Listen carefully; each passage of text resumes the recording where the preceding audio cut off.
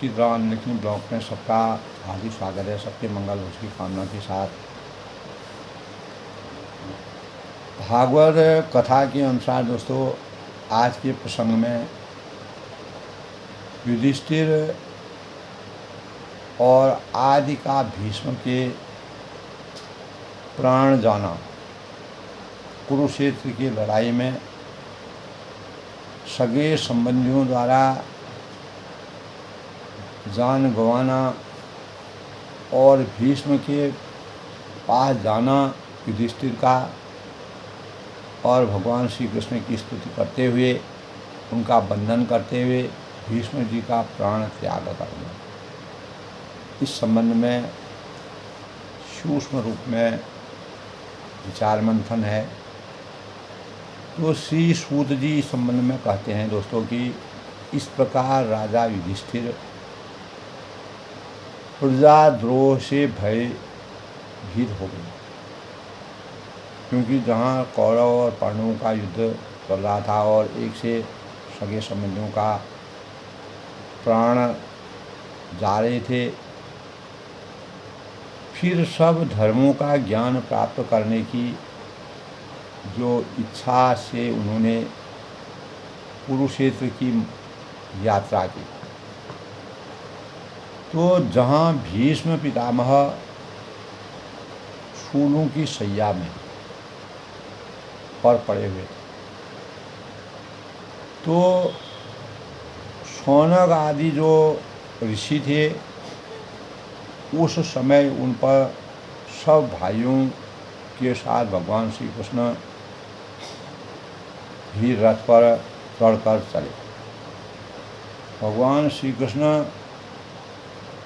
धर्म की रक्षा के लिए, अधर्म को हमेशा के लिए समाप्त करने के लिए, न्याय की उच्चता को हमेशा जीवन में विराजित करने के लिए और अन्याय को हमेशा के लिए समाप्त करने के लिए अनेक प्रकार की लीलाओं से उन्होंने कौरव और पांडवों के बीच में मध्यस्थता की। तो अपने अनुचरों और भगवान श्री कृष्ण के साथ वहाँ जाकर पांडवों ने देखा कि भीष्म पितामह स्वर्ग से गिरे हुए देवता के समान पृथ्वी पर पड़े हुए। तो उन लोगों ने उन्हें प्रणाम किया और उसी समय भरतवंशियों के गौरव के रूप में भीष्म पितामह को देखने के लिए सभी महर्षि, देवर्षि और राजर्षि वहीं आए, विराजमान हुए। उन्हें उनको स्वरूप को देखा और चिंतन किया। सब लोग अपने अपने निस्तब्ध हो गए, शब्दहीन हो गए और उनके स्वरूप को देखते रहे।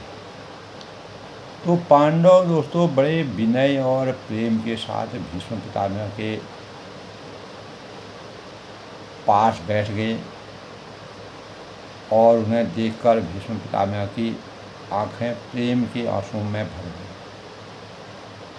एक तरह जहाँ वह सूली पर शैया पर बैठे हुए थे, विराजमान थे, सोए हुए थे, तो पांडवों के वास्तविक स्वरूप को देख करके उनकी आंखों में आंसू भर गए।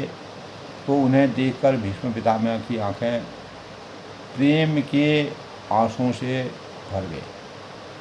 तो उन्होंने उनको कहा कि धर्मपुत्रों, यानी धर्म की रक्षा करने वाले, इस सृष्टि में, इस पृथ्वी पर,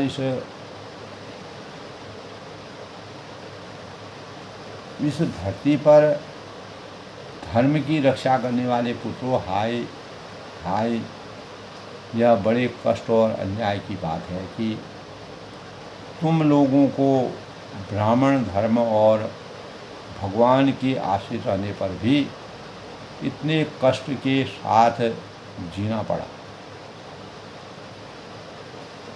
तो कुरुक्षेत्र में पांडवों ने न्याय की उच्चता को सर्वोपरि समझा, इसलिए भगवान श्री कृष्ण ने उनका साथ दिया अन्याय को हमेशा समाप्त करने के लिए। जिसके तब उन्होंने कहा कि जिसके तुम कदापि योग्य नहीं थे, तब भीष्म पितामह कहते हैं कि मैं समझता हूँ कि तुम लोगों के जीवन में ये जो अप्रिय घटनाएं घटित हुई हैं वे सब उन्हीं की लीला है, परमात्मा की लीला है। भगवान श्री कृष्ण का जहाँ साथ होता है, न्याय की पराकाष्ठा, धर्म की रक्षा, यदा यदा हि धर्मस्य ग्लानिर्भवेत् भारत अभ्युत्थानम् अधर्मस्य तदात्मानं स्यात्। कर्मणे अधिकारस्तु मा फलेषु कदाचन। तो सब लीला उन्हीं की है, नहीं तो जहाँ साक्षात स्वयं श्री कृष्ण सुहृद हैं, विराजमान हैं, भला वहाँ भी विपत्ति की संभावना है। अगर भगवान श्री कृष्ण जहाँ विराजमान हैं, जहाँ उपस्थित हैं, जहाँ उनका वास है, तो वहाँ भी अगर विपत्ति का अगर कोई संभावना है तो ये काल रूप श्री कृष्ण कब क्या करना चाहते हैं, इस बात को भीष्म पितामह ने कभी कोई नहीं जानता।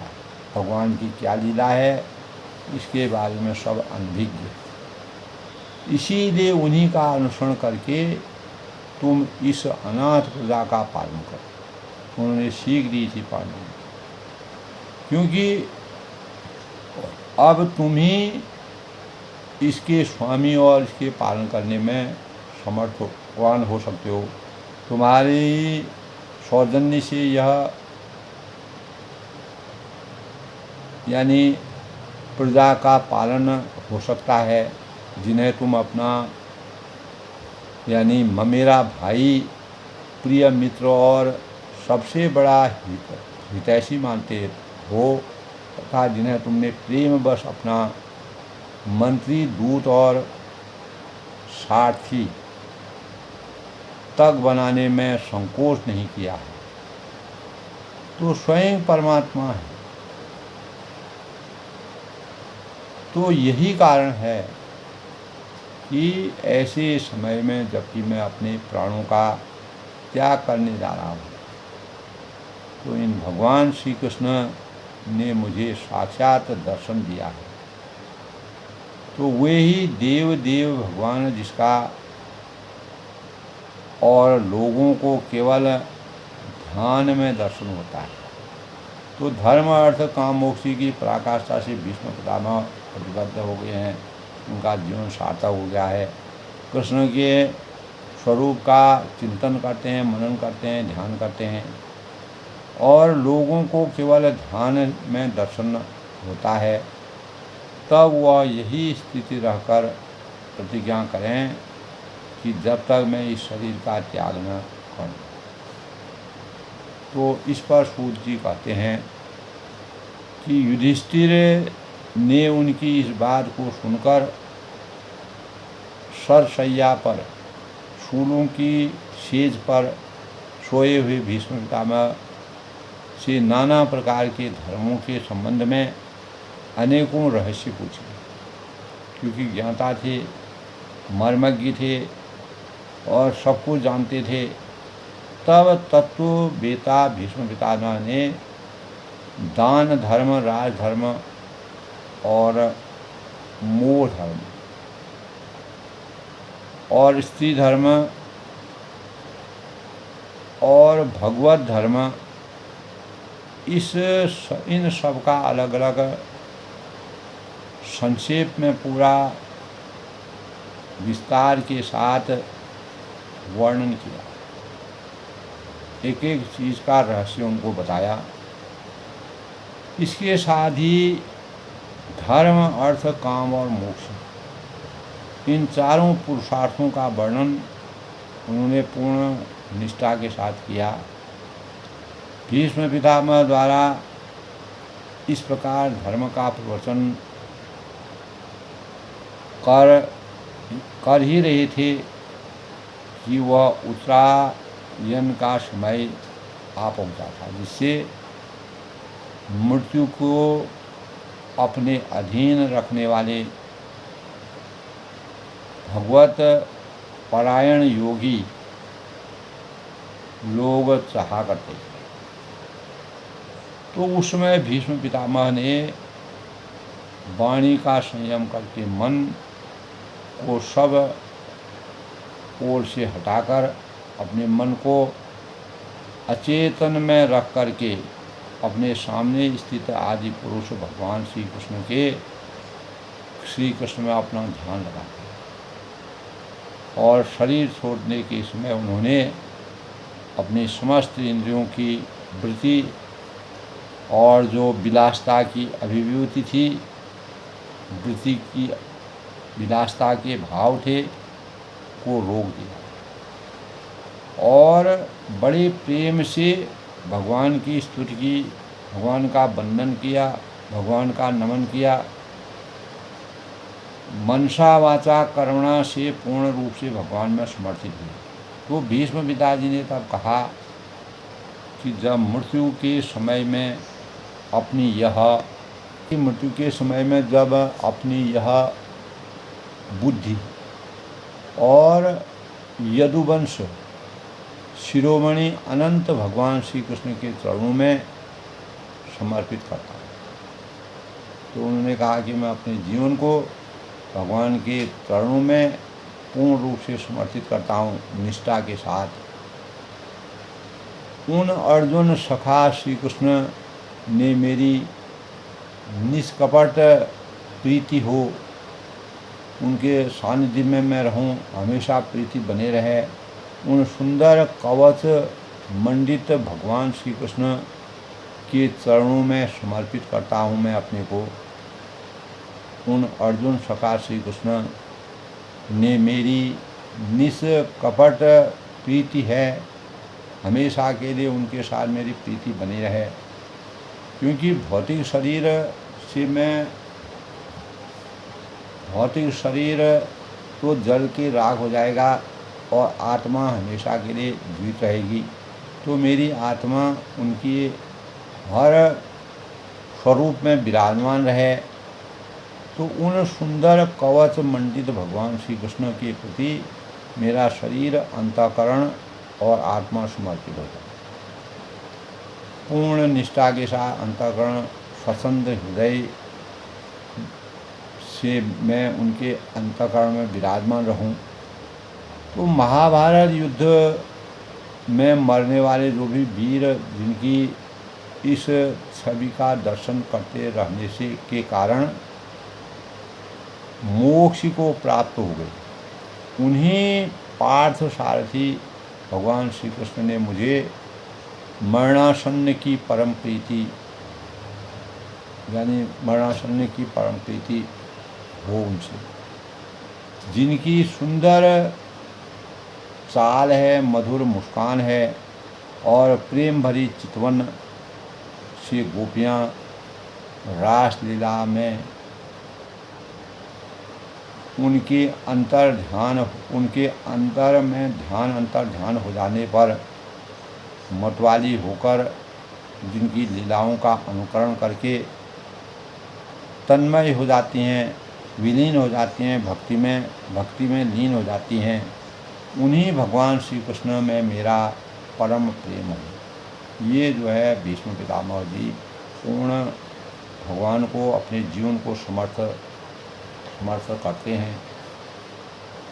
तो सूत जी संबंध में कहते हैं कि इस प्रकार भीष्म पितामह जी ने मन, वाणी और दृष्टि की वृत्तियों से आत्मस्वरूप भगवान श्री कृष्ण से अपने आप को भगवान श्री कृष्ण में अपने आप को पूर्ण रूप से लीन कर दिया, उनके ऊपर अपने जीवन को समर्पित कर दिया।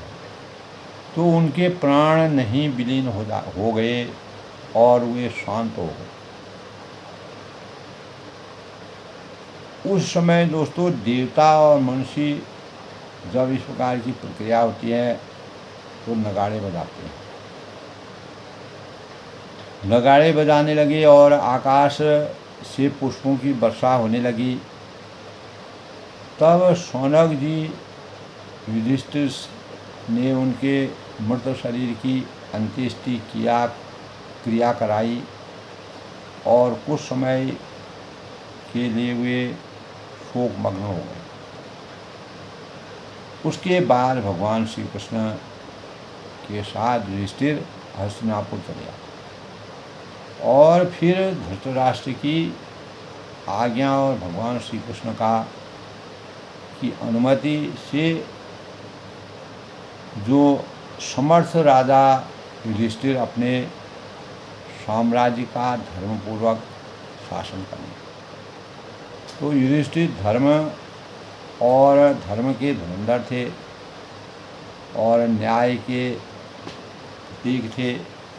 इस प्रकार दोस्तों आज के प्रसंग में युधिष्ठिर आदि का भीष्म जी के पास जाना, युधिष्ठिर आदि भीष्म पिताजी के पास क्यों गए और भगवान श्री कृष्ण की स्तुति वंदना करने से भीष्म पितामह को धर्म अर्थ काम मोक्ष की प्राप्ति हुई और भीष्म जी का प्राण त्यागते समय मात्र उन्होंने सब कुछ छोड़ करके सांसारिक मोह माया, सांसारिक बंधन और सांसारिक जीवन की समस्त चीज़ों को त्याग करके, प्राण त्याग करके भगवान श्री कृष्ण में अपने जीवन को समर्पित कर दिया। इस प्रकार आज के श्रीमद् भागवत में युधिष्ठिर आदि का भीष्म के पास जाना और भगवान श्री कृष्ण की स्तुति करते हुए भीष्म जी का प्राण त्याग करना एक प्रेरणा स्रोत के रूप में भगवान श्री कृष्ण की लीला, उनका एक सुंदर सा संगम है और यह प्रसंग हमारे जीवन को अनेक प्रकार की प्रेरणाओं से समाहित करता है। हमारे जीवन में अपार आनंद की अनुभूति होती है और त्याग और भगवान के प्रति समर्पण भाव कैसे भीष्म पितामह के अंतःकरण में विराजमान होते हैं। तो धर्म अर्थ काम मोक्ष की प्राप्ति के बाद श्री कृष्ण को समर्थवान समझ करके अपने जीवन को उन्होंने धन्य बनाया। इसी संबंध में मैं अपनी वाणी को विराम देता हूँ। कल फिर किसी नए प्रसंग से मिलते हैं। तब तक के लिए सबका आनंद।